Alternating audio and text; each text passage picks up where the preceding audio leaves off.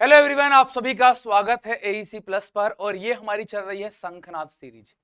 शंखनाद सीरीज का आज ये लेक्चर नंबर 3 है ना। लेक्चर नंबर 3 जिसमें कि हम अपने जनरल अवेयरनेस पार्ट, जिसमें हिस्ट्री, ज्योग्राफी, पॉलिटी और इकोनॉमी सभी सेगमेंट को यहाँ पर कवर किया जा रहा है। आपके प्रीवियस ईयर में आए हुए सभी सवालों को यहाँ पर हल किया जा रहा है। तो आप यहाँ पर देखेंगे कि जनरल साइंस की जो क्लास है वो आपको, जनरल साइंस और जनरल अवेयरनेस की क्लास जो है वो आपको MWF में मिलेगी, मंडे, वेडनेसडे और है ना फ्राइडे में आप देख पाएंगे। एक बार जैसे मान लीजिए मंडे को जनरल साइंस मिल गया है तो फिर वेडनेसडे को जनरल अवेयरनेस मिलेगा, फिर फ्राइडे को आपको जनरल साइंस मिलेगा, फिर अगले मंडे को आपको जनरल अवेयरनेस मिलेगा। कुछ इस तरीके से क्लास चलेगी। इसके अलावा mechanically class Tuesday and Saturday को 12:30 बजे। सिविल की क्लास आप देख पा रहे हैं मंडे टू फ्राइडे शाम को 4 बजे, और इसके अलावा सैटरडे संडे को मैराथन क्लासेस चलती हैं। तो चलिए स्टार्ट करते हैं अपने प्रैक्टिस सेशन की तरफ। तो सबसे पहला सवाल हमारे पास आता है। पहला सवाल क्या है? पहला सवाल कुछ इस तरीके से है कि दो समुद्रों और महासागरों जैसे दो बड़े जलाशयों को जोड़ने वाले पानी के एक संकीर्ण मार्ग को क्या कहते हैं? लेगून कहते हैं, स्थल मरुमध्य कहते हैं, जल मरुमध्य कहते हैं और खाड़ी कहते हैं। देखिए, लेगून एक झील का प्रकार है। लेगून क्या है? एक झील का प्रकार है।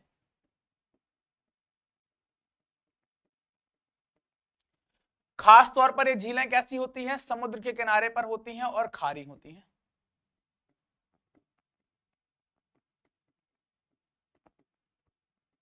और कैसी होती हैं? खारे पानी की होती हैं। खाड़ी जो है वो आप देखेंगे, खाड़ी मतलब ऐसा समुद्र जो 3 जगह से स्थल से घिरा है।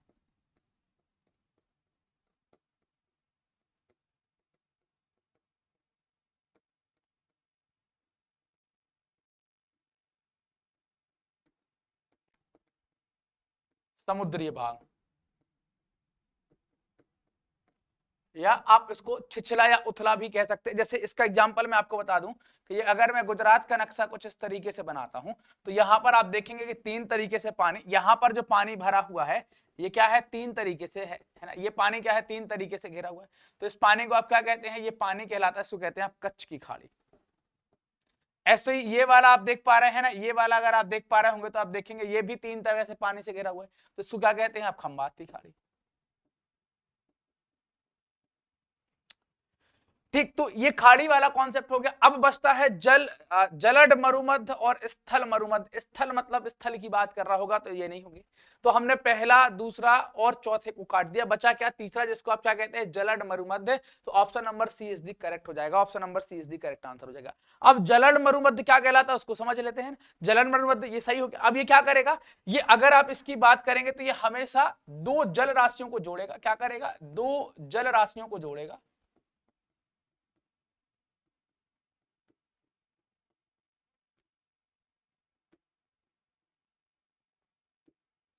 दो वाटर बॉडीज को क्या करेगा? जोड़ेगा।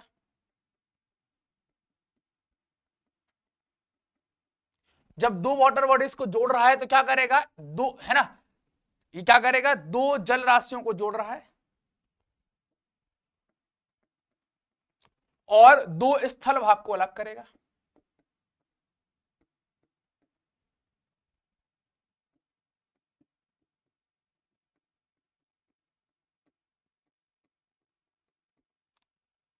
उदाहरण के तौर पर अगर बात करूं कि अगर आप भारत में देखते हैं, अगर आप भारत में देखते हैं तो ये भारत का दक्षिण भारत वाला इलाका आप देख सकते हैं, और यहीं पर आप देख सकते हैं एक छोटा सा देश जिसको आप श्रीलंका कहते हैं। ठीक है, अब यहां पर क्या हो गया? यहां पर अगर आप देखते हैं तो यहां पर ये वाला जो पानी है इसको आप क्या कह देते हैं? इसको आप कहते हैं बंगाल की खाड़ी। क्या है ये? बंगाल की खाड़ी।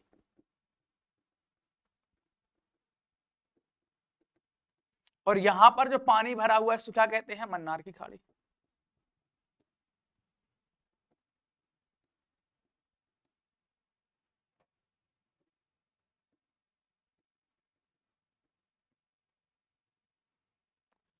या यहां पर भी आपको कुछ ऐसे कुछ अलग अलग पानी देखने को मिलेंगे। तो अब कहने का मतलब क्या है कि दो वाटर बॉडीज को कनेक्ट करने की कोशिश ये कर रहा है। अगर ये मान लो कि ये दोनों क्या है, यहां पर ये अलग नहीं होते, ये यहां पर जुड़ गया होता।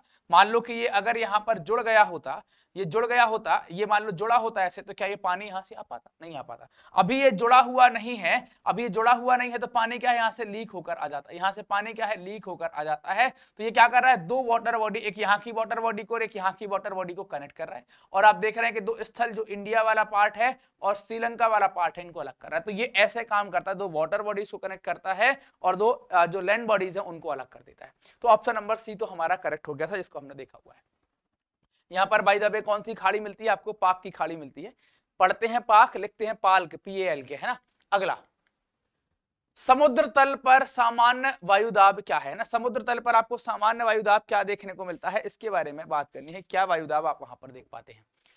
तो वायुदाब का मतलब क्या है? वायुदाब जो है वो वायुमंडल के द्वारा, है ना। वायुदाब का मतलब क्या है? तो यहां पर हम बात करेंगे वायुमंडल के द्वारा इकाई क्षेत्र में, वायुमंडल द्वारा एक इकाई क्षेत्र में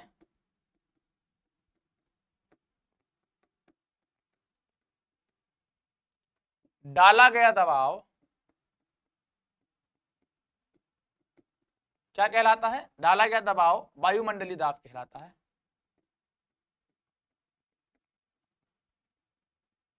वायुमंडलीय दाब कहलाता है।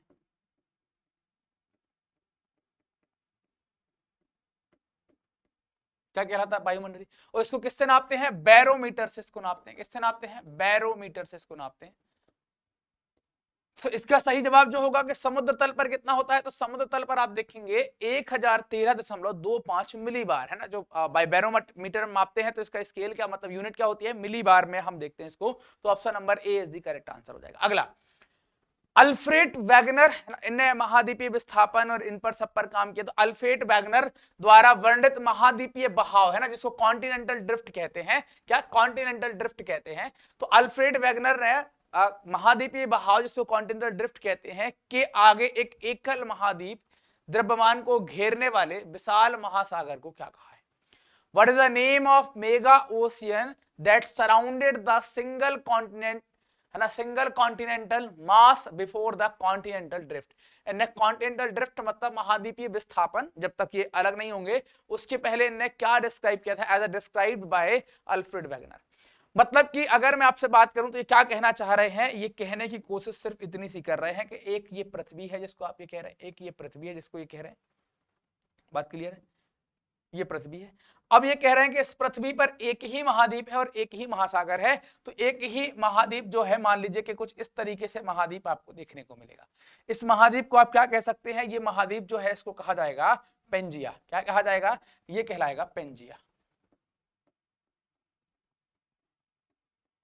और चारों तरफ एक ही पानी आप देख पा रहे हैं, चारों तरफ एक ही पानी आप देख पा रहे हैं, एक ही सागर चारों तरफ देख पा रहे हैं। तो इसके चारों तरफ जो पानी भरा हुआ है उसको इन्होंने क्या कहा था? पेंथालासा।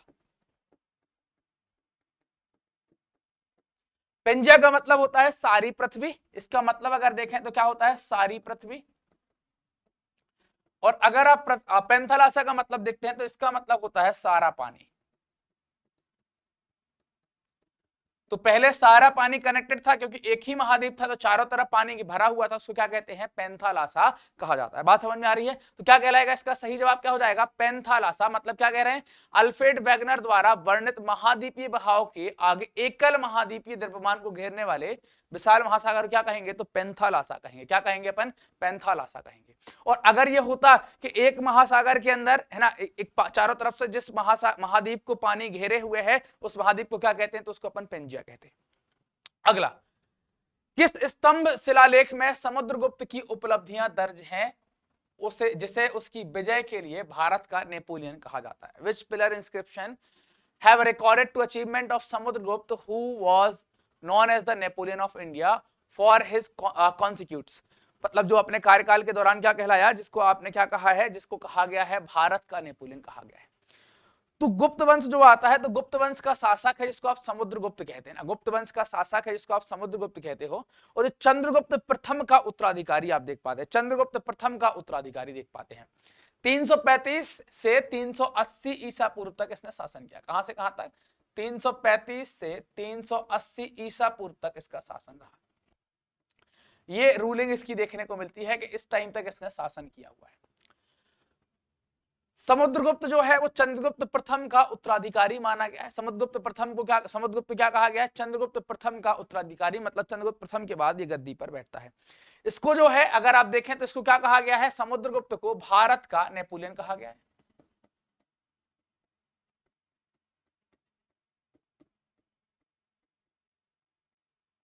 इसको कविराज भी कहा जाता है। और यहां पर पूछ रहे हैं किस स्तंभ लेख, तो लौह स्तंभ, सूर्य स्तंभ, विजय स्तंभ और इलाहाबाद स्तंभ। तो यहां पर हम बात करेंगे इलाहाबाद स्तंभ। इसको क्या भी कहते हैं? इसको प्रयाग प्रशस्ति भी कहते हैं। क्या कहते हैं? प्रयाग प्रशस्ति। और ये प्रयाग प्रशस्ति जो है वो क्या है? मौर्यकालीन है। ये प्रयाग प्रशस्ति जो है मौर्यकालीन है। तो इस प्रयाग प्रशस्ति के अंदर अगर आप देखें कि समुद्रगुप्त के का भी वर्णन यहाँ पर डाल दिया गया, समुद्रगुप्त की जानकारी भी यहाँ पर मिल जाती है। तो ये किसने डाली प्रयाग प्रशस्ति के अंदर? तो ये डाली समुद्रगुप्त एक दरबारी कवि थे, हरिसेन। कौन थे? हरिसेन, है ना। इनके द्वारा क्या किया गया है ना, इनके द्वारा यहाँ पर क्या किया गया है, उसको इनकी भी जानकारी वहां पर डाल दी गई कि जिसमें इनको भारत का नेपोलियन कहा जाता है, जिनमें इनको भारत का नेपोलियन कहा जाता है। बात क्लियर है? तो क्या हो जाएगा? Option number D is the correct answer हो जाएगा कि इलाहाबाद स्तंभ। अगला, पंचवटी वाल्मीकि रामायण का एक प्रमुख हिस्सा भारत के किस राज्य में स्थित है? तमिलनाडु में, उत्तर प्रदेश में, महाराष्ट्र में या उत्तराखंड में? तो इसका सही जवाब आप देखेंगे ना तो ये है महाराष्ट्र में। महाराष्ट्र में भी कहां पर? नासिक के पास।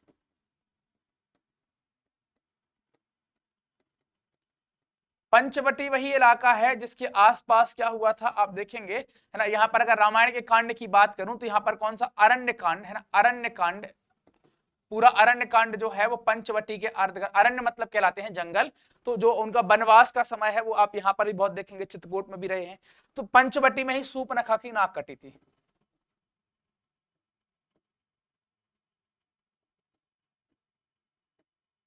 सूर्पनखा की क्या करी थी? नाक काट दी थी। जगह है भी वहां पर, लक्ष्मण जी का मंदिर है या शेषनाग मंदिर है, वहां पर आप देख पाएंगे नाक कटी थी। अब जो रामायण है, रामायण में आपसे पूछ सकते हैं कि कितने कांड हैं रामायण में, तो आप बताएंगे टोटल 7 कांड हैं। कहां कहां से? बालकांड के, है ना, बालकांड आएगा शुरुआत में, फिर बालकांड के बाद आप है ना बालकांड आएगा, फिर अयोध्या कांड आप देखेंगे, फिर अरण्य कांड आप देखेंगे, है ना, ऐसे, है ना। किष्किंधा कांड आप देखेंगे, सुंदर कांड आप देखेंगे, किष्किंधा कांड आप देखेंगे, लंका कांड आप देखेंगे और उत्तर कांड आप देखेंगे। ऐसे आपको 7 कांड मिलेंगे। कौन कौन से? नाम लिख दूं क्या? बालकांड,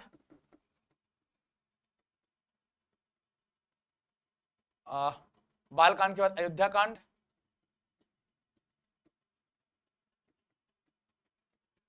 अयोध्या कांड के बाद बालकांड, अयोध्या कांड, अरण्य कांड, जंगल चले जाएंगे। अरण्य कांड के बाद कहां आ जाएंगे? अरण्य कांड के बाद आपको मिलेगा सुंदरकांड। सुंदरकांड के बाद आप देखेंगे यहां पर क्या? किष्किंधा कांड। किष्किंधा कांड के बाद आप देखेंगे लंका कांड या युद्ध कांड भी कहते हैं कुछ लोग इसको। और लंका कांड के बाद जब वापस आएंगे तो उसको कहते हैं उत्तरकांड। लवकुश कांड को इसमें नहीं शामिल करते, लवकुश का जो प्रकरण है वो अलग से पढ़ा जाता है। तो ये 7 कांड आप देख सकते हैं, टोटल ये 7 कांड आप यहाँ पर देख सकते हैं जो रामायण के अंदर आप देख पा रहे हैं। बात समझ में आ रही है? अगला, तो सही जवाब आपको पता चल गया कि महाराष्ट्र हो गया। अगला, आमुक्त माल्यादा का लेखन किसने किया? कृष्णदेव राय ने, ब्रह्मदेव ने, बुक्का राय ने और हरिहर राय ने। किसके द्वारा, है ना, किसके द्वारा क्या किया गया कि आमुक्त माल्यादा का लेखन किया गया? तो यहां पर आप देखोगे कि इसका सही जवाब जो होगा वो कृष्णदेव राय है। इनका शासन रहा है 1509 से लेकर 1529 तक,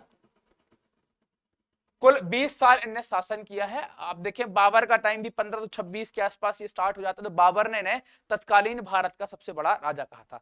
ये विजयनगर पर शासन करते थे। कहां थे? विजयनगर के सम्राट थे, विजयनगर पर शासन कर रहे थे।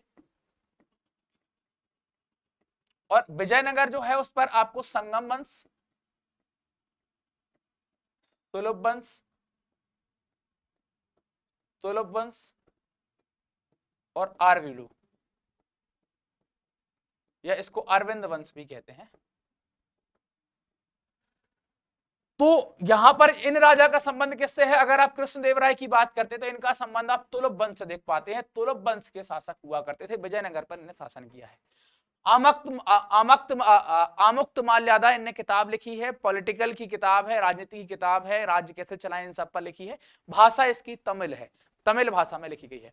हरिहर और बुक्का जो है ये क्या है? हरिहर और बुक्का संगम वंश से हैं, संस्थापक हैं, संगम वंश से हैं और इसके क्या है? संस्थापक हैं, विजयनगर साम्राज्य के संस्थापक। बाबर ने भी कृष्णदेवराय के साम्राज्य को भारत का, तत्कालीन भारत का सबसे बड़ा राजा इसको कहा था, सबसे महान राजा कहा था। इनके टाइम पर कई सारे यात्री भी आए हैं, जैसे मुल्ला नसरुद्दीन, जैसे अगर आप देखें डोमिंगो पेज, ऐसे कई सारे यात्री, कई सारे फॉरेनर्स ने यहाँ की यात्रा की है। और डोमिंगो पेज ने लिखा था कि विजयनगर जो है वो दुनिया के सबसे खूबसूरत शहरों में से एक है। तो option number A is the correct answer, आप यहाँ पर देख पाएंगे। अगला, सर्वोच्च न्यायालय के न्यायाधीशों की नियुक्ति राष्ट्रपति के द्वारा संविधान के किस अनुच्छेद के तहत की जाती है? 217, 124, 224 और 21। तो आपको याद रखना है सर्वोच्च न्यायालय जो है वो संविधान के किस भाग में है? 5 में है। किस में है? संविधान के भाग 5 में है। और भाग 5 कहां से है? अनुच्छेद 52 से लेकर, है ना, अनुच्छेद 52 से लेकर 151 तक। तो 151, 52 के पहले के सब हटा दो और 151 के बाद के सब हटा दो। तो इसको हटा दो, इसको हटा दो, है ना, और इसको हटा दो। तो क्या बच गया? कुछ कठिन काम बचा क्या? क्योंकि आपने भाग 5 के अंदर आप देखते हैं संघ की कार्यपालिका, जिसमें हम, है ना, संघीय व्यवस्था के बारे में देखते हैं, जिसमें हम कोर्ट को भी देखते हैं। तो अब ये 52 से 151 तक है, तो ये अनुच्छेद 21 तो मूल अधिकार वाला हो गया, पार्ट 3 का हिस्सा हो गया, है ना। तो आप यहाँ पर 224 ये कहां चला जाएगा? ये भाग 6 में चला जाएगा, और 217 भी भाग 6 में, है ना, क्योंकि 151 के बाद जो जाएगा सब वहां पर मामला चला जाएगा, है ना। तो ये सब क्या है? यहाँ के बाहर के मामले हो गए, तो इनको अपन ने अलग कर दिया। बचा क्या? 124। दो तो सही जवाब क्या हो जाएगा? कुछ कठिन लगा क्या? कुछ कठिन लगा क्या? तो सही जवाब क्या हो जाएगा? 124। तो अब न्यायाधीशों की नियुक्ति तो संविधान में राष्ट्रपति के द्वारा की जाती है, लेकिन मेथड क्या है? नियुक्ति का तरीका क्या है? तरीका क्या है? तो तरीका आप कहेंगे कॉलेजियम मेथड है। क्या है? कॉलेजियम मेथड है।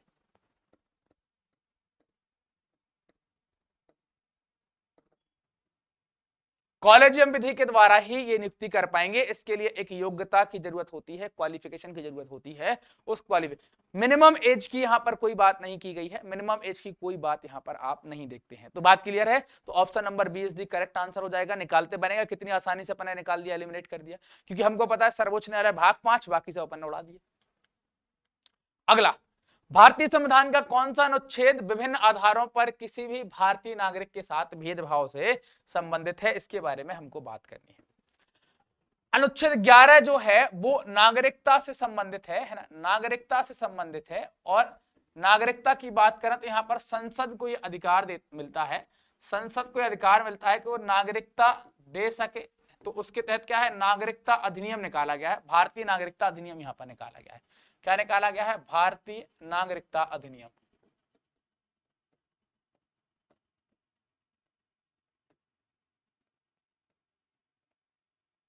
ठीक है, तो ये भाग 2 का हो जाएगा, ये कट जाएगा।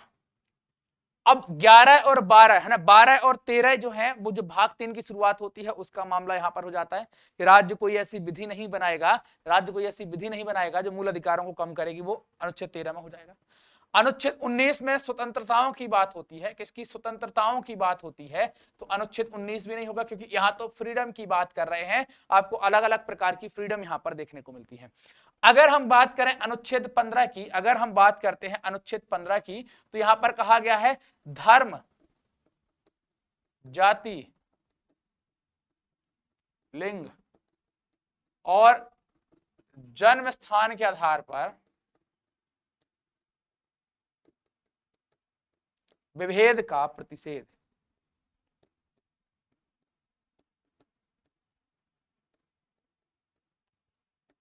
Provision of discrimination on grounds of religion, caste, sex और बर्थ प्लेस। इन सब आधार पर आप भेद पैदा नहीं कर सकते। तो भेदभाव की रोक कहां पर लगाई जा रही है? तो आप देख रहे हैं भेदभाव की रोक यहां पर लगाई जा रही है। तो option number D is the correct answer यहां पर आपको हो जाएगा। Option number D is the correct answer, आप यहां पर देख पाएंगे। अगले की बात करते हैं कि अगला क्या कहता है, तो अगले की आप बात करेंगे तो अगला है भारतीय संविधान में कितनी अनुसूचियां हैं, how many schedules are there in the Indian constitution. है की बात करी गई है तो अलग होगा जवाब। अगर यहां पर वॉस की बात की जाती, था लगा देते हैं की जगह अगर आप था लगा देते तो आंसर बदल जाता। था लगा देते मतलब कि कितनी अनुसूचियां थी, तो अब ये मूल संविधान की बात चली जाती। मूल संविधान में शुरुआत में 8 अनुसूचियां थी, 8 के बाद फिर एक 9वीं बढ़ी, फिर एक 10वीं बढ़ी, फिर एक 11वीं बढ़ी और एक 12वीं बढ़ी, तो टोटल कितनी हो गई 12। तो वर्तमान में कितनी हो जाती है 12 अनुसूचियां आपको देखने को मिलती हैं। लेकिन मूल संविधान में कितनी थी 8 अनुसूचियां ही आप देख पाते हैं, वर्तमान में आपको कितनी देखने को मिलती है 12 देखने को मिलती है। अगला, श्रीलंका में सबसे ऊंची चोटी निम्न में से कौन सी है ना, तो श्रीलंका की सबसे ऊंची चोटी कौन सी है, किरगलपोट्टा, हकगाला, माउंट पेड्रो और बाइबल रॉक। यहां पर सबसे ऊंची चोटी जो है उसको कहते हैं माउंट पेड्रो, है ना, माउंट पेड्रो। और श्रीलंका का जो भारत के साथ कनेक्शन है, इंडिया और श्रीलंका का जो कनेक्शन आप देखते हैं, तो यहां पर एक ब्रिज है जिसको कहते हैं एडम ब्रिज, आदम का पुल, और उसको ही क्या कहते हैं अपन, राम सेतु। कहां से कहां तक जाता है, तो आपसे पूछेंगे कहां से कहां तक जाता है, तो आप बता सकते हैं बड़ी आसानी से कि ये जाएगा पंबन द्वीप में, है ना, पंबन द्वीप में धनुषकोटी से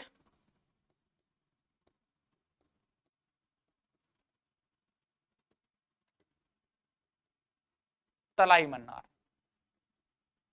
धनुषकोटी कहां पर है, इंडिया में है। तलाई मन्नार कहां है, श्रीलंका में है। ये कनेक्शन कुछ ऐसे राम सेतु यहां पर बनाता है। बात समझ में आ रही है। अगले सवाल की बात करते हैं कि अगला क्या है, तो अगले की बात करें कि पाक जलड मरुमध्य कहां पर है, पाक जल संधि, व्हाट इज द पाक स्टेट, क्या है, तो उसको बताना है। तो पाक स्टेट हमने जब स्टार्टिंग में स्टेट के बारे में बात करी थी, बताया था भारत श्रीलंका के बीच में है। तो अब ये यहां पर चीन आ गया है, तो चीन आ गया है, तो ऑप्शन नंबर इसको खत्म करो कि ये नहीं हो पाएगा, क्योंकि अपन पहले ही जान चुके कहां पर है। पाकिस्तान की सीमा रेखा चुकी है, तो जल है, सीमा रेखा भी नहीं हो सकती, इसको भी कैंसिल करो। एक जल निकाय है जो भारत को श्रीलंका से अलग करता है, और एक उत्तर पूर्वी भारत के बीच चीन के मध्य सीमा रेखा, सीमा रेखा नहीं, जल निकाय है, जल निकाय है, तो option number C is the correct answer हो जाएगा। Option number C is the correct answer आप देख पाएंगे। अगला, प्राचीन भारत में गांधार कला शैली को किस राजवंश ने विकसित किया, कुषाण ने, गुप्त ने, मौर्य वंश ने, चोल वंश ने। तो अगर आप देखें गांधार शैली का बहुत लंबे समय तक प्रमुख शहर जो है वो तक्षशिला रहा है, यहां पर इसका बड़ा बोलबाला रहा है। और इनको जो दिया है संरक्षण किसने दिया है, कुषाणों ने। अगर आप देखते हैं एंशिएंट इंडिया में विदेशियों का आक्रमण, तो इसका क्रम कुछ इस तरीके से आप देख पाते हैं कि इंडो ग्रीक सबसे पहले आएंगे, इंडो ग्रीक के बाद शक आएंगे, शक के बाद पहलव आएंगे, और पहलव के बाद ये कुषाण आएंगे।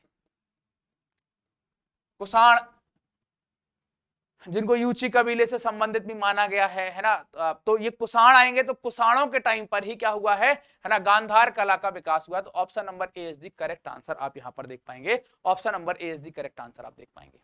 अगले की बात करते हैं कि अगला क्या है, अगले की बात करते हैं कि अगला क्या है, तो आप देखेंगे कि ने इंद्रप्रस्थ माता या चतुर्डांडी संप्रदाय नामक संगीत विद्या की नई प्रणाली की शुरुआत की थी। अली अमजद, उस्ताद गुलाम अली, भीमसेन जोशी और अमीर खुसरो। तो यहां पर सबसे दिग्गज आदमियों में से एक ही नाम मिल रहा है जिसका नाम आप कहते हैं अमीर खुसरो, तो सही जवाब क्या हो जाएगा, अमीर खुसरो। अब अमीर खुसरो कौन है, तो अमीर खुसरो अलाउद्दीन के दरबारी थे, है ना, अलाउद्दीन खिलजी के दरबारी थे।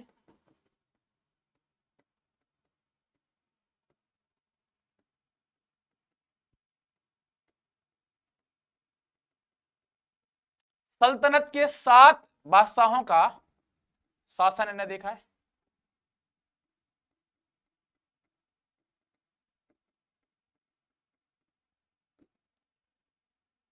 तबला और सितार की खोज इन्हें की है।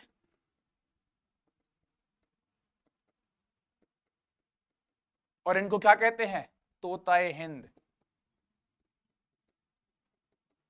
इनको क्या कहा गया था, तोताए हिंद कहा गया था, अमीर खुसरो को तोताए हिंद कहा गया था। अगला, भारतीय संविधान के किस अनुच्छेद में अस्पृश्यता उन्मूलन के विषय में उल्लेख किया गया है, in which the article of the Indian constitution the eradication eradication of the untouchability has been mentioned. तो कहां पर बताया गया है? 16 तो जो है वो नौकरी की बात करता है। क्या बात करता है? नौकरी की बात करता है कि नौकरी में समानता है ना, इक्वालिटी बिफोर, है ना, इक्वालिटी इन दी अपॉर्चुनिटी, है ना, तो ये नौकरी में समानता की बात करता है। 21 जो है वो प्राण और दैहिक स्वतंत्रता की बात करता है, प्राण और दैहिक स्वतंत्रता की बात करता है। 25 जो है वो धार्मिक स्वतंत्रता की बात करता है।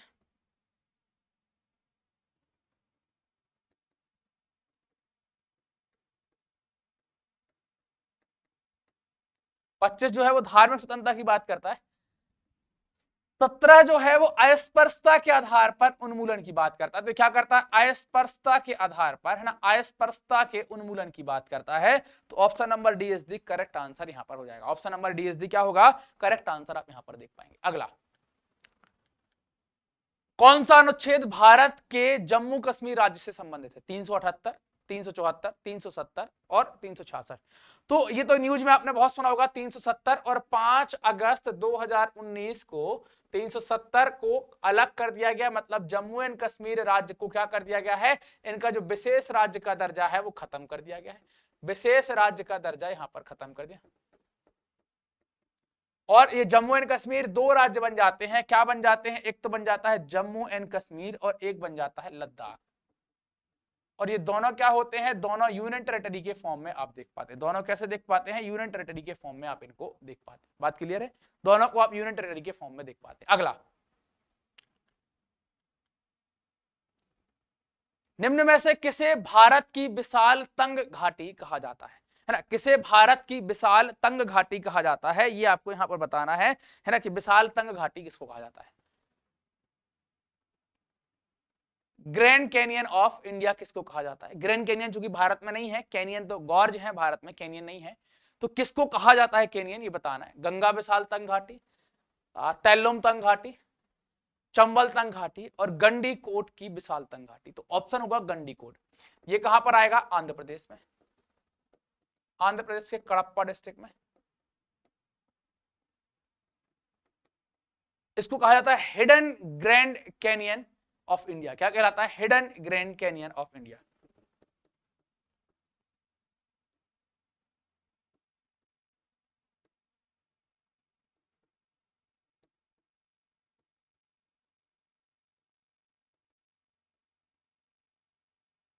ग्रेट या ग्रैंड कैनियन ऑफ इंडिया इसको कहा जाता है, hidden grand canyon of India इसको नाम दिया गया। तो option number D is the correct answer आप यहां पर देख पाएंगे। अगला, इंदिरा सागर बांध जो ठोस गुरुत्वीय बांध है भारत के किस राज्य में है? तो आपको बता दूं कि इंदिरा सागर बांध जो है वो आप नर्मदा नदी पर देख पाएंगे। किस पर देख पाएंगे? नर्मदा नदी पर देख पाएंगे।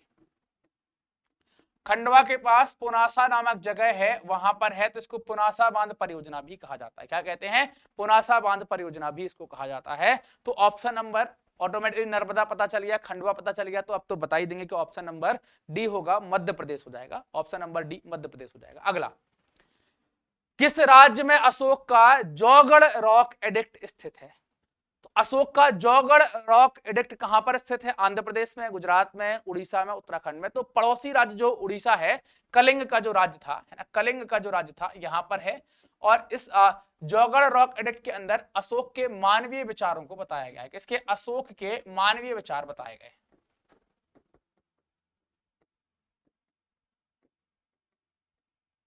अशोक के मानवीय विचार बताए गए हैं। तो कहां पर है? पड़ोसी राज्य उड़ीसा, कलिंग का जो राज्य था वहां पर आप देख पाएंगे। तो option number is C is the correct answer. अगला, भारतीय संविधान का कौन सा अनुच्छेद मौलिक कर्तव्यों के बारे में बताता है? चलिए, अब आपको पता होना चाहिए कौन सा अनुच्छेद मौलिक कर्तव्यों के बारे में बताता है। तो आप देखिए कि भाग एक की जब आप बात करते हैं तो पार्ट वन आर्टिकल, है ना, पार्ट वन की जब आप बात करते हैं कि पार्ट वन कहां से कहां तक होगा, तो आप कह देते हैं 1 से 4 तक, अनुच्छेद 1 से 4 तक। जब आपसे पार्ट टू के बारे में कहा जाता है तो आप कह देते हैं कि सर ये होगा 5 से 11 तक। फिर आपसे पार्ट थ्री के बारे में जब कहा जाता है तो आप कह देते हैं कि सर ये होगा 12 से 36 तक। फिर आपसे पार्ट फोर के बारे में जब कहा जाता है तो आप कहते हैं कि सर ये होगा 12 से 35 तक, है ना, 12 से 35 तक।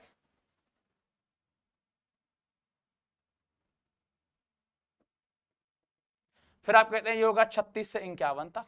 फिर आपसे पार्ट 4A के बारे में कहा जाता है। 4A के बारे में जब कहा जाता है तो आप कहते हैं ये 51A होगा। फिर जब आपसे पार्ट 5 के बारे में कहा जाता है तो आप क्या कहते हैं कि ये 52 से 151 तक होगा। अब यहां पर अगर आप देखें तो मौलिक कर्तव्यों की बात की गई है, तो आपको पता होना चाहिए कि मौलिक कर्तव्य कहां पर हैं। तो आप बताएंगे कि मौलिक कर्तव्य भाग 4A का हिस्सा हो जाते हैं। किसका हिस्सा हो जाते हैं? भाग 4A का हिस्सा हो जाते हैं। भाग 4A मतलब कौन सा हो जाएगा? भाग 4A मतलब ये हो जाएगा 51A, आर्टिकल 51A। तो जो 51A में नहीं आएगा मतलब ये सब किस में जाएंगे? इन सबको आप कह देंगे ये भाग 3 का हिस्सा है। तो बचा क्या? मौलिक कर्तव्य जो कि बाद में जोड़े गए थे 42वें संविधान संशोधन के द्वारा, वो option number D is the correct answer. आप यहां पर देख पाएंगे उसका। अगला, भारतीय संविधान के निम्न में से किस अनुच्छेद का संबंध धार्मिक स्वतंत्रता के अधिकार से है? धार्मिक स्वतंत्रता का अधिकार मैंने आपको बताया हुआ था। धार्मिक स्वतंत्रता का अधिकार 25 से 28 तक है। अनुच्छेद 25 से 28 तक आप देख पाते हैं। ठीक है, तो 25 से 28 में धार्मिक स्वतंत्रता है। अनुच्छेद 20 जो है ना, अनुच्छेद 20 या 30 या 15, ये अगर देखिए तो ये अलग अलग पर बात कर लेते हैं। जैसे आप समानता के अधिकार की बात करते हैं, जब आप समानता की बात करते हैं, समानता की बात करते हैं तो ये 14 से 18 तक चला जाता है। जब आप स्वतंत्रता की बात करते हैं, स्वतंत्रता के अधिकार की बात करते हैं तो ये 19 से 22 तक चला जाता है। जब आप शोषण के विरुद्ध अधिकार की बात करते हैं तो ये क्या होता है? 23 और 24 में हो जाता है। जब आप धार्मिक स्वतंत्रता की बात करते हैं तो क्या होता है? 25 से लेकर 28 तक चला जाता है। जब आप अल्पसंख्यकों के शिक्षा संबंधी अधिकार की बात करते हैं, शिक्षा की बात करते हैं, शिक्षा और संस्कृति की बात करते हैं, तो क्या होता है? 29 और 30 हो जाता है। फिर जब आप संपत्ति की बात करते हैं कि संपत्ति का अधिकार जो कि हटा दिया गया है, वो अनुच्छेद 31 हो जाता है। और फिर जब आप संवैधानिक उपचारों की बात करते हैं, किसकी उपचारों की बात करते हैं, तो क्या हो जाता है? ये 32 हो जाता है। तो अब आप बताइए कि यहां पर हम धार्मिक की बात कर रहे हैं तो यहां पर कहां आएगा? 25 से 28 से आएगा ना। 25 से 28। अनुच्छेद 20 तो किसका हिस्सा हो जाएगा? स्वतंत्रता के अधिकार में। अनुच्छेद 30 किसका हिस्सा हो जाएगा? 30 देखेंगे शिक्षा संस्कृति का। और 15 किसका हो जाएगा? 15 हो जाएगा समानता में। तो अपना बचा क्या? तो ये 25, इसमें ही तो कहा गया धार्मिक शिक्षा, धार्मिक स्वतंत्रता का अधिकार अनुच्छेद 25 के अंतर्गत दिया गया। तो option number D is the correct answer. आप यहां पर देख पाएंगे।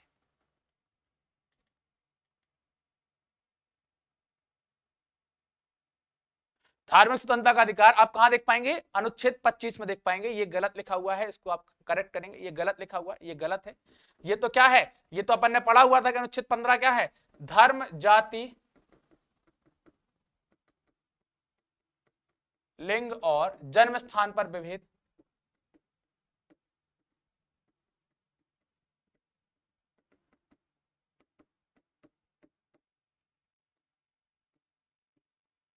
ये तो विभेद की बात करता है। धार्मिक स्वतंत्रता यहां पर ही आपको मिलेगी। क्या मिलेगी? धार्मिक स्वतंत्रता आपको यहां पर मिलेगी। तो सही जवाब भी क्या होगा? यही होगा। और इसको आपको क्या करना है? करेक्ट करके रखना है। यही क्या होगा? सही जवाब होगा। इसको आपको करेक्ट करके रखना है कि धार्मिक स्वतंत्रता का अधिकार यही होगा, जिसमें आपको आपके धर्म के हिसाब से आचरण करने, उसका पालन करने, मानने, ये सब स्वतंत्रताएं अनुच्छेद 25 में आपको यहां पर दी गई हैं। तो सही जवाब अनुच्छेद 25 होगा। ये नहीं होगा, है ना, ये नहीं होगा, है ना। इसको आप, ये गलत हाईलाइट हो गया है। ठीक है, अगला, किस नदी को नर्मदा की दासी के नाम से जाना गया है?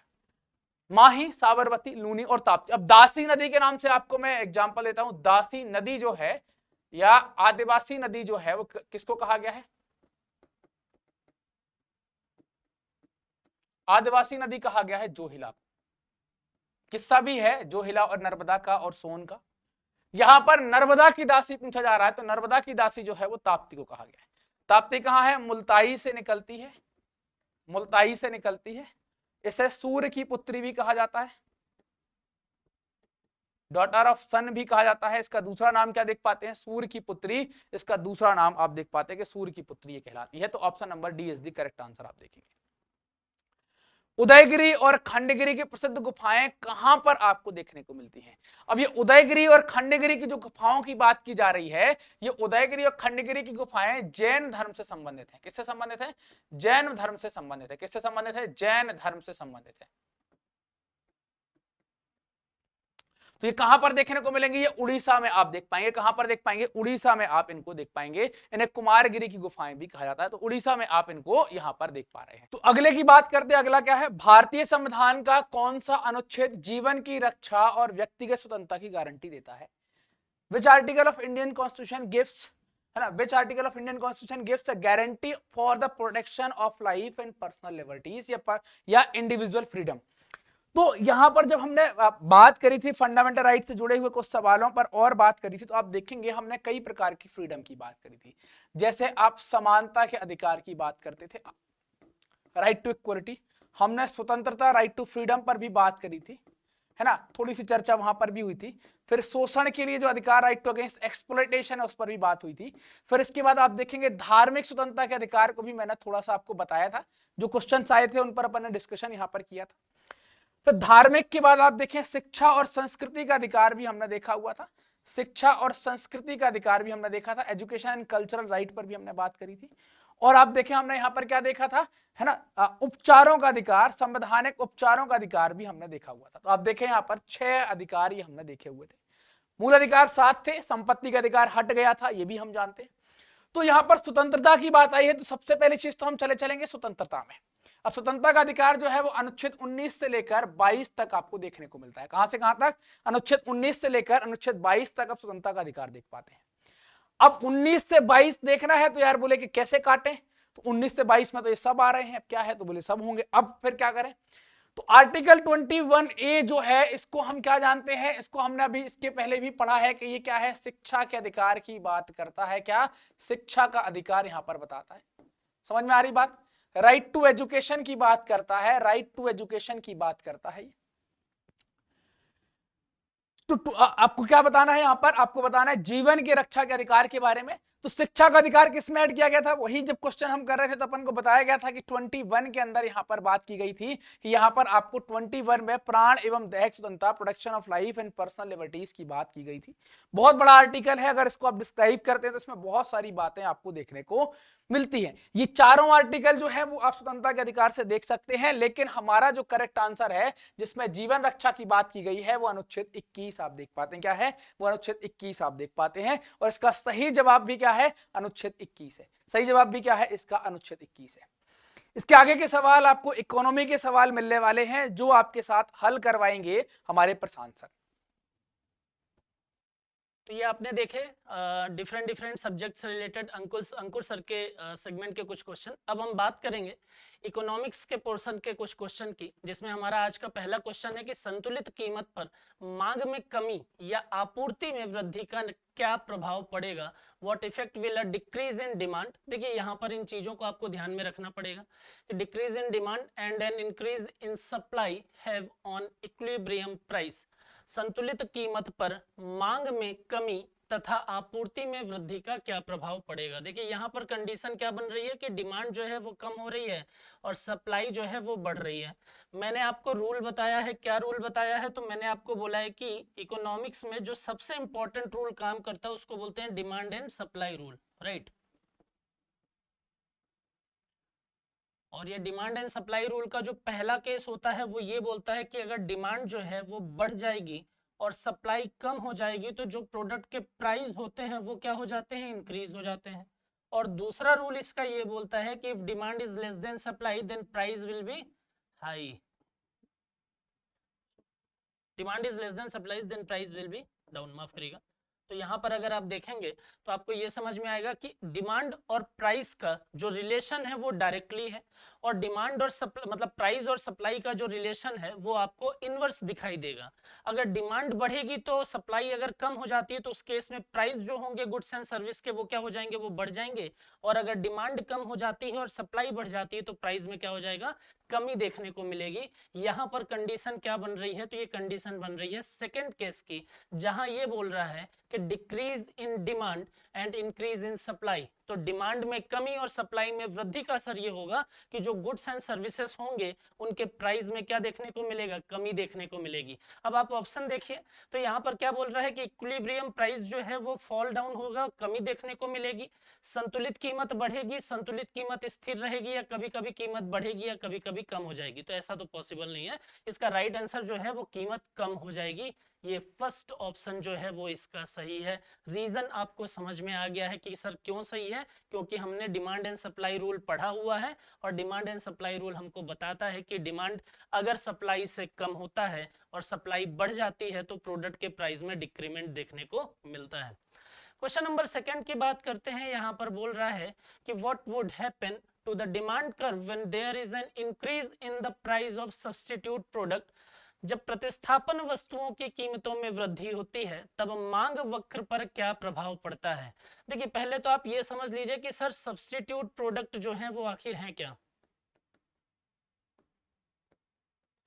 सब्स्टिट्यूट प्रोडक्ट सामान्य तौर पर हम इकोनॉमिक्स में उनको बोलते हैं जो किसी दूसरे प्रोडक्ट के स्थान पर अल्टरनेटिव प्रोडक्ट के तौर पर यूज किए जा सकते हैं। जैसे इसका सबसे आसान और सबसे फेमस एग्जांपल जो है वो है कि सर पेप्सी की जगह अगर कोको कोला ले लिया जाए तो मजा उतना ही है। बात समझ में आ रही है। तो यहाँ पर याद रखिएगा कि अगर पेप्सी के स्थान पर कोका कोला जो है वो लिया जाता है तो ये सब्स्टिट्यूट हो जाएंगे। इस तरीके से अगर स्लाइस की जगह फ्रूटी लेते हैं तो एज इट इज तो चीजें नहीं है लेकिन उसके स्थान पर इनका प्रयोग जो है वो किया जा सकता है। तो किसी भी प्रोडक्ट के स्थान पर अगर कोई दूसरा प्रोडक्ट P के स्थान पर अगर P डैश जो है वो यूज हो सकता है तो उस प्रोडक्ट को हम क्या बोलते हैं, सब्स्टिट्यूट प्रोडक्ट बोलते हैं, प्रतिस्थापन वस्तु बोलते हैं। अब यहाँ बोल रहा है कि अगर प्रतिस्थापन वस्तु या सब्स्टिट्यूट प्रोडक्ट के प्राइस में इंक्रीमेंट होगा तो यहाँ जो मांग वक्र है, जो डिमांड कर्व है, उस पर क्या इंपैक्ट पड़ता है। तो याद रखिएगा कि डिमांड कर्व जो है वो क्या होता है, आउटवर्ड शिफ्ट होता है। कैसे होता है, तो राइट आंसर तो ये है वो आप याद रखें, और आउटवर्ड कैसे शिफ्ट होता है वो याद रखिए, इसका कर्व किस प्रकार से बनता है। तो यहां पर आप एक चीज देख सकते हैं,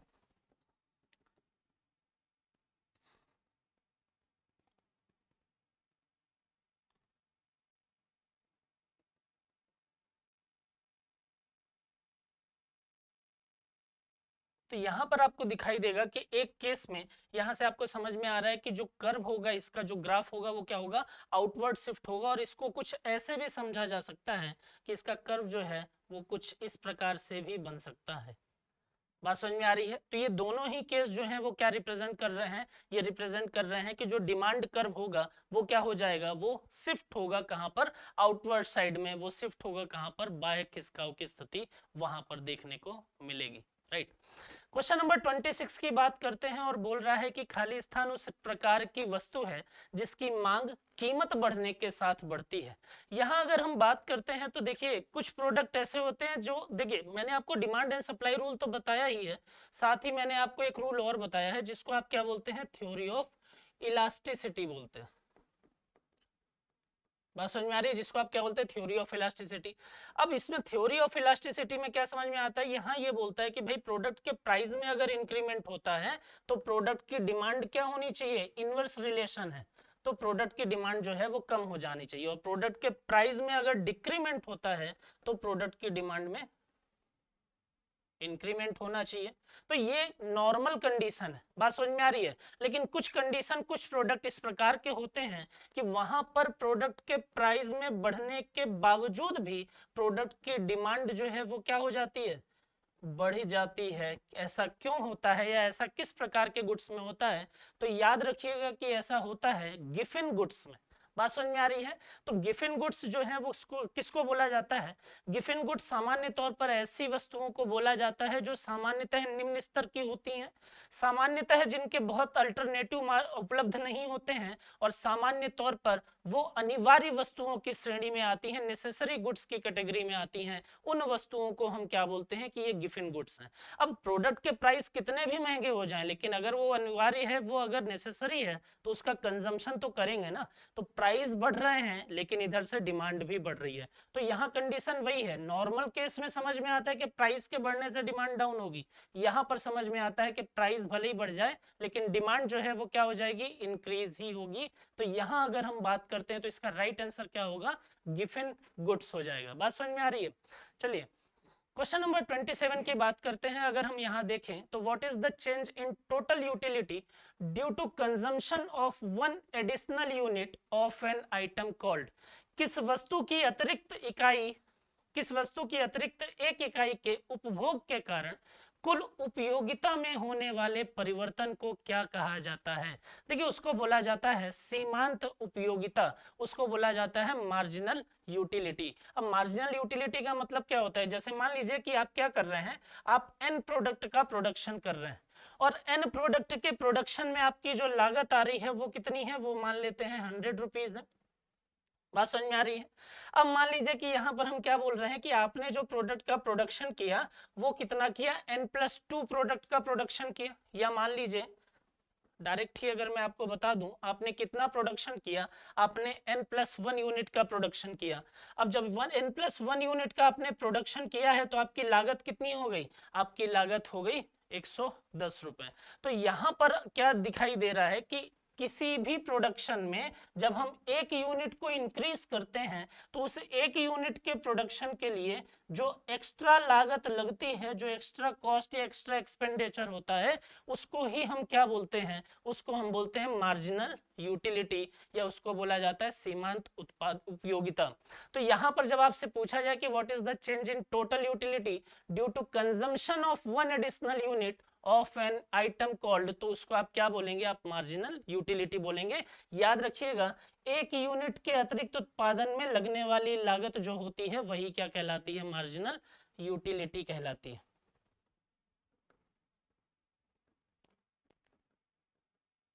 क्या कहलाती है, मार्जिनल यूटिलिटी कहलाती है। तो इसका राइट आंसर क्या हो जाएगा, मार्जिनल यूटिलिटी हो जाएगा। क्वेश्चन नंबर 28 की बात करें तो बोल रहा है कि what kind of relationship exist between income and demand in case of normal goods. यदि हम सामान्य वस्तुओं की बात करें तो उन सामान्य वस्तुओं की स्थिति में आय और मांग पर संबंध जो है वो किस प्रकार का होगा। देखिए एक सीधी सी बात है कि अगर मैं आपसे ये बोलूं कि आपकी इनकम जो है वो 10,000 रुपए है, तो आपकी जो कंजम्पशन होगी, आपकी जो डिमांड होगी वो किसके आधार पर होगी, आपकी डिमांड 10,000 के आधार पर होगी। तो हो सकता है आप 10 यूनिट का कंजम्पशन करें। बात समझ में आ रही है? दूसरा अगर मैं आपसे ये बोलता हूँ कि आपकी इनकम की इंक्रीज होके और हो जाती है 50,000, तो यहाँ पर आपकी डिमांड भी तो इंक्रीज होगी, हो सकता है अब आप 40 यूनिट का डिमांड जो है वो करें। फिर मैं बोलता हूँ आपकी मंथली इनकम जो है वो कितनी हो गई है, 1,00,000 रुपए हो गई है। तो अब मैं यहाँ पर बोलता हूँ, तो आप याद रखिए कि आप कितनी यूनिट का कंजम्पशन कर रहे हैं। फॉर एग्जांपल आप 60 यूनिट का कंजम्पशन जो है वो कर रहे हैं, डिमांड जो है वो कर रहे हैं। तो यहां से आपको क्या समझ में आता है, यहां से आपको ये आइडिया लग रहा है कि सर इनकम जैसे जैसे इंक्रीज हो रही है वैसे वैसे हमारी जो डिमांड है, हमारी जो कंजम्पशन है या खरीदने है की इच्छा है वो क्या हो जा रही है, वो इंक्रीज होती चली जा रही है। तो ये रिलेशन कैसा समझ में आ रहा है, रिलेशन आ रहा है कि इनकम के बढ़ने से डिमांड भी बढ़ता है। इनकम बढ़ेगी तो डिमांड कम होगा, इनकम बढ़ेगी तो डिमांड, इनकम डाउन होगी तो डिमांड क्या हो जाएगी, डाउन हो जाएगी। इस रिलेशन को हम क्या बोलते हैं, it is called direct relation. बात समझ में आ रही है? तो यहां पर याद रखिएगा कि इनकम के बढ़ने से डिमांड में भी इंक्रीमेंट होगा और इनकम के डाउन होने से डिमांड में डिक्रीमेंट होगा। ये प्रत्यक्ष संबंध को प्रदर्शित करेगा, ये डायरेक्ट रिलेशन को समझाएगा। अब ऑप्शन देखिए यहाँ पर, there is no impact on income and demand, मांग और आय पर कोई प्रभाव नहीं पड़ेगा, गलत है। यहाँ अगर हम बात करें कभी कभी प्रत्यक्ष और कभी कभी की बात आ गई तो वैसे गलत हो गया। There is a direct relationship, ये बिल्कुल ठीक बात है, और there is an inverse relationship, ये गलत बात। इसलिए इसका राइट आंसर क्या हो जाएगा, ऑप्शन नंबर सी हो जाएगा। बात समझ में आ रही है? चलिए क्वेश्चन नंबर 29 की बात करते हैं। विच amongst the following is not one of the four main factor of the production. देखिए प्रोडक्शन के उत्पादन के अगर हम चार कारकों की बात करते हैं, चार मुख्य कारकों की बात करें या फोर मेन फैक्टर की अगर हम बात करते हैं, तो याद क्या रखना है आपको कि प्रोडक्शन में किन किन चीजों की आवश्यकता होती है और वो कौन कौन सी चीजें जो आधार के तौर पर काम करते हैं। तो याद रखिए लैंड, लेबर, कैपिटल, ठीक है, और चौथा है एंटरप्रेन्योरशिप।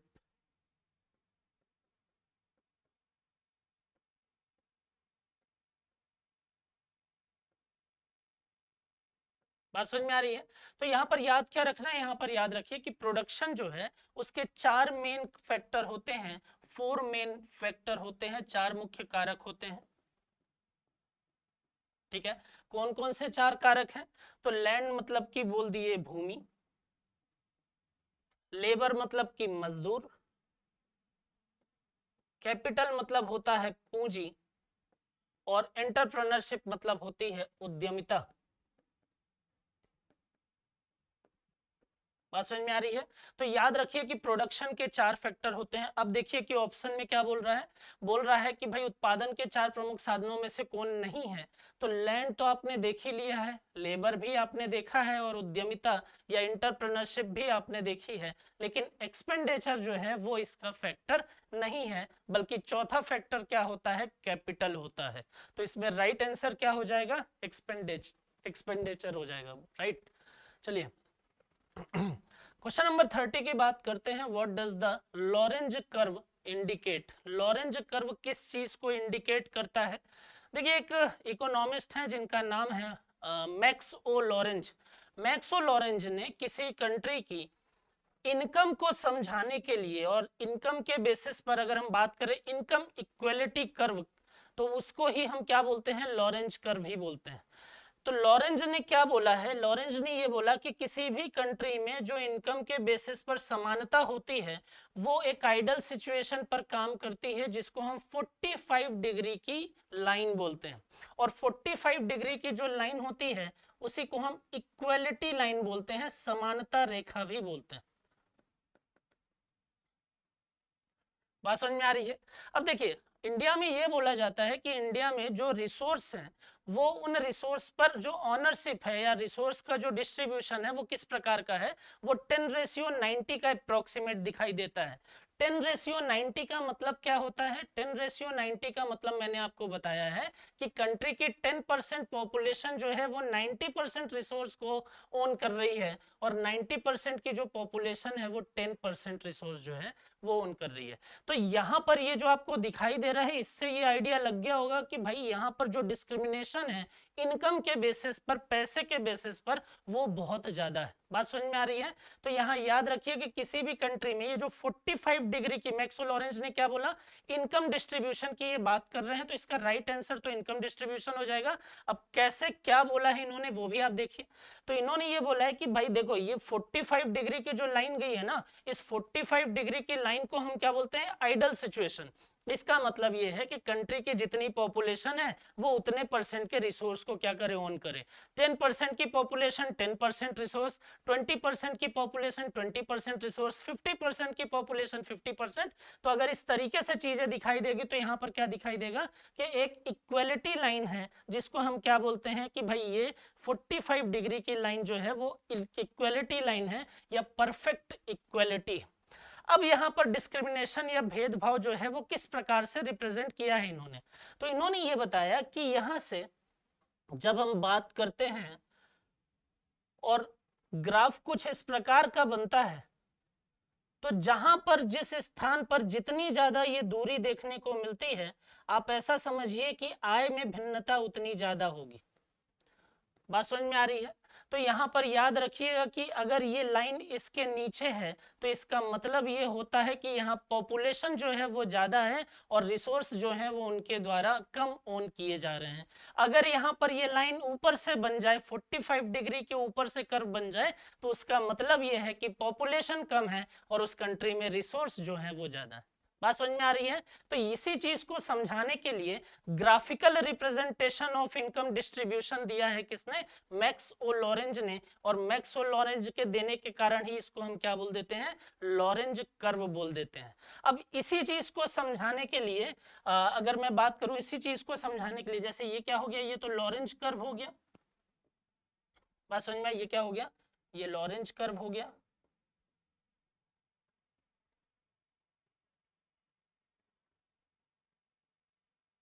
ठीक है, अब इसी चीज को, ये ग्राफिकल रिप्रेजेंटेशन है। अगर मैं इसी के मैथमेटिकल रिप्रेजेंटेशन की बात करूं, तो मैथमेटिकल रिप्रेजेंटेशन किसने समझाया है? तो वो समझाया है गिनी ने। एक इकोनॉमिस्ट हैं जिनका नाम है गिनी, इसलिए उसको हम क्या बोल देते हैं? गिनी कोफिशिएंट।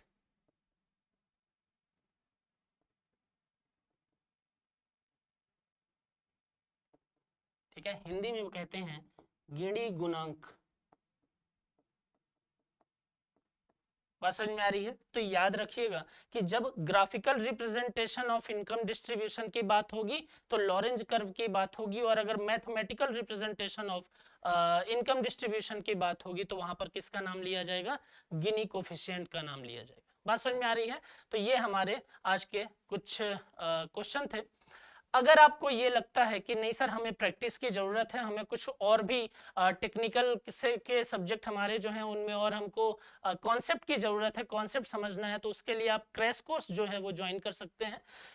एडिशनल इसमें प्लस पॉइंट क्या है कि ये क्रैश कोर्स आपको टेस्ट सीरीज के साथ में मिल रहा है। मतलब क्रैश कोर्स अगर आप ज्वाइन करते हैं तो टेस्ट सीरीज जो है वो आपको साथ में फ्री में अवेलेबल कराई जाएगी। तो इससे आपके दोनों फायदे हो जाएंगे। ये एक तरीके से अगर हम बात करें तो दोनों गुड्स या दोनों चीजें जो हैं आपकी दोनों प्रकार के डिमांड को फुलफिल यहाँ पर किया जा रहा है। तो ये जो क्रैश कोर्स है ये सिविल और मैकेनिकल दोनों ही ब्रांचेस के लिए अवेलेबल है। अगर आपको लग रहा है तो आप इसको ज्वाइन कर सकते हैं और टेस्ट सीरीज वगैरह भी लगा सकते हैं, ताकि ज्यादा से ज्यादा क्वेश्चन आपके पास में हो और एग्जाम में गलत करने की संभावना खत्म हो जाए। राइट, तो ये हमारे आज के कुछ क्वेश्चन थे, और नेक्स्ट क्लास में मिलेंगे तो कुछ और क्वेश्चन के बारे में बात करेंगे। आज के लिए इतनी चीजें काफी हैं। आप पढ़ाई करते रहिए, खुश रहिए। Thank you so much.